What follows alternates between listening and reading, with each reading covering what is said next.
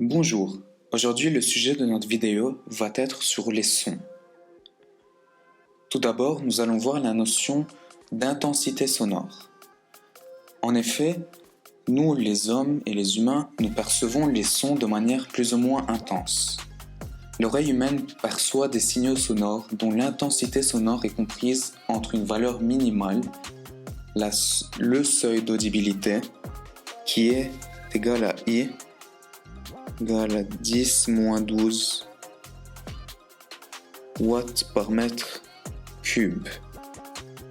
Et aussi une valeur maximale, seuil de douleur, qui est comprise quelque part entre 10 puissance 1 et 10 puissance 2 watts par mètre cube. Donc nous allons mettre 10 puissance 2 watts par mètre cube. Cette intensité sonore, I donc, elle se calcule par le quotient d'une puissance et d'une surface transportée par une onde sonore. La puissance en watts et la surface en mètres carrés. Donc I est égal à P sur S. Avec I en watts par mètre cube, P en watts et S en mètre cube. Maintenant, nous allons passer à la notion de niveau d'intensité sonore. Alors, l'écart de l'ordre de 10 puissance 14 watts mètre cube entre les intensités sonores extrêmes rend peu pratique l'utilisation de cette grandeur. C'est pourquoi on définit le niveau d'intensité sonore L plus facilement exploitable à partir de l'intensité associée au seuil d'audibilité.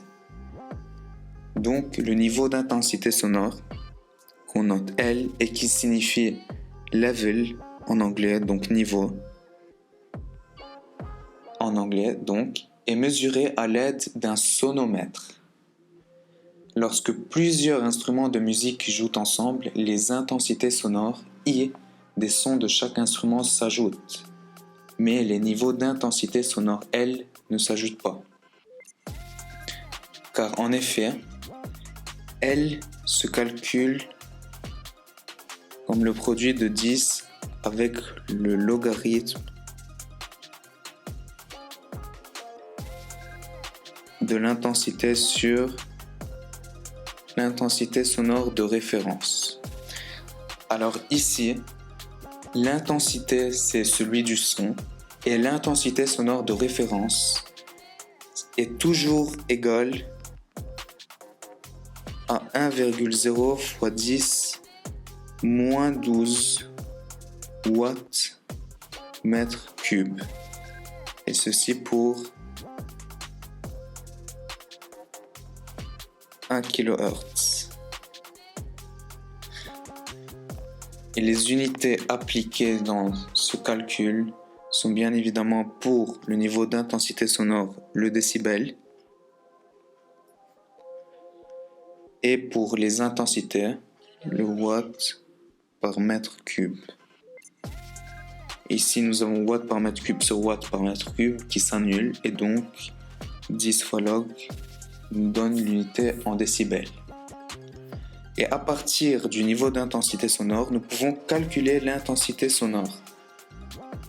I est égal à I0 fois 10 niveau d'intensité sonore sur 2. Alors cette écriture se déduit des propriétés du logarithme. Maintenant, nous allons voir l'atténuation géométrique. L'intensité sonore est égale à la puissance de l'onde par unité de surface, comme l'on a déjà vu. Lorsqu'une onde se propage à partir d'une source ponctuelle, l'énergie transportée par l'onde se répartit sur une surface de plus en plus grande. Donc si nous avons une source ici, l'onde va se propager au fil du temps. Donc ici nous avons le temps ici. Au fil du temps, l'onde va se propager sur une surface de plus en plus grande. L'intensité sonore et le niveau d'intensité sonore diminuent. Donc, par exemple, ici, le niveau d'intensité sonore est de 80 décibels, alors qu'ici, il est de 74, disons.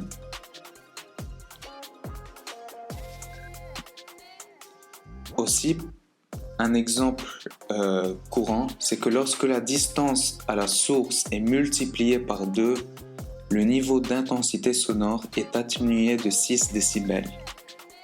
Donc lorsque la distance D est multipliée par 2, alors l'intensité sonore augmente de 6. Il y a également une formule qui nous permet de calculer l'atténuation géométrique en décibels, c'est-à-dire le nombre de décibels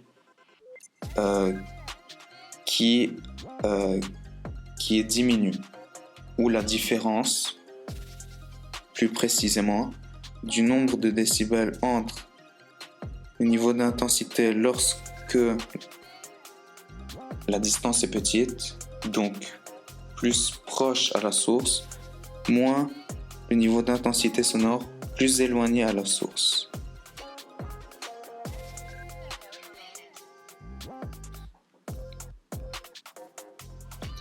Et A qui est en décibels. Aussi, nous pouvons parler d'atténuation par absorption. Lorsqu'une onde sonore rencontre une paroi, comme celle-ci, elle peut être transmise, réfléchie ou absorbée. Donc si nous avons I incident ici, donc I indice I, elle peut soit être réfléchie, donc IR, soit être absorbée, IA, soit être transmise, IT. Et dans ce cas, on peut calculer l'atténuation A comme étant la différence entre le niveau d'intensité sonore incident, donc I, moins le niveau d'intensité transmis, LT, encore en décibels.